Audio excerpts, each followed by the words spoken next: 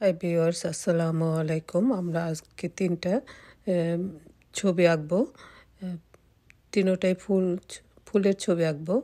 ড্যারেজ দিয়ে কিভাবে ড্রয়িং করা যায় এবং ফুল আঁকা যায় ইজিভাবে, ওইটাই আমরা আজকে দেখাবো। এই তিনটা ড্রয়িংয়ের মধ্যে তিনটা ড্রয়িংয়ের মাধ্যমে দেখাবো। দেখেন কিভাবে ইজিভাবে ছবি আঁকা যায়। আপনার একটা বাসায় যদি ড্রেস থাকে বা লেডি ফিঙ্গার থাকে, তাহলে আপনারা মাঝখান থেকে কেটে ড্রেসটা নেবেন। ড্রেসটা নিয়ে তারপর ওটার মধ্যে কালার মেখে তারপর আস্তে আস্তে করে বসাবেন। এই যে দেখছেন কীভাবে ছাপ দিচ্ছি ড্রেস কেটে। দেখেন কত সুন্দর ফুল তৈরি হচ্ছে। প্রথমে আমরা ফুলের টপটা এঁকে নিয়েছি, তারপর আমরা কালার করেছি, এখন আমরা ফুল দিচ্ছি। হয়ে গেল আমাদের ফুলের টপের কালারগুলো। এখন আমরা দ্বিতীয় ছবিটা আঁকবো। এটা প্রথমে একটা পেপার নিয়েছি, হোয়াইট পেপার নিয়েছি। হোয়াইট পেপারের মধ্যে আমরা দুই সাইড থেকে দুইটা রং দিব।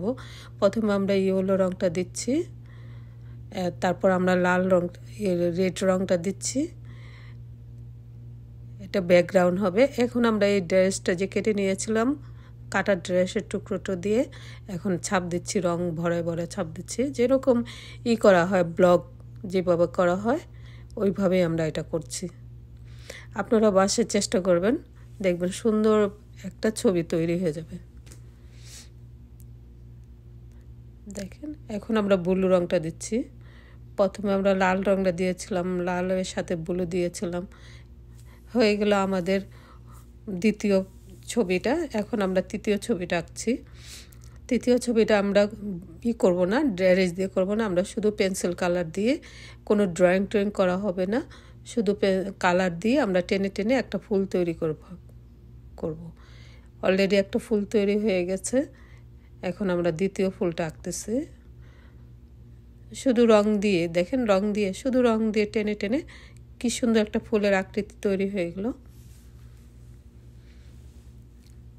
গেল আমাদের ফুলগুলো করা শেষ। আমরা এখন পাতা করতেছি। পাতাগুলো দিয়ে দিচ্ছি। প্রথমে আমরা ডিপ ব্লুটা দিচ্ছি, ডিপ গ্রিনটা দিচ্ছি, তারপর আমরা লাইট গ্রিনটা দিব। লাইট গ্রিনটার পাশে মিশিয়ে দিব। আমরা ওই যে ফাঁকা ফাঁকা জায়গাগুলো রাখছি, ওটার মধ্যে আমরা লাইট গ্রিন দিয়ে দিচ্ছি। এখন আমরা বর্ডার একটু টেনে দিচ্ছি, জিনিসটা যেন ন্যাচারাল রাখার জন্য, ন্যাচারাল হয় এই জন্য আমরা বর্ডার দিয়ে দিচ্ছি। সাইডটা বর্ডার টেনে দিচ্ছি।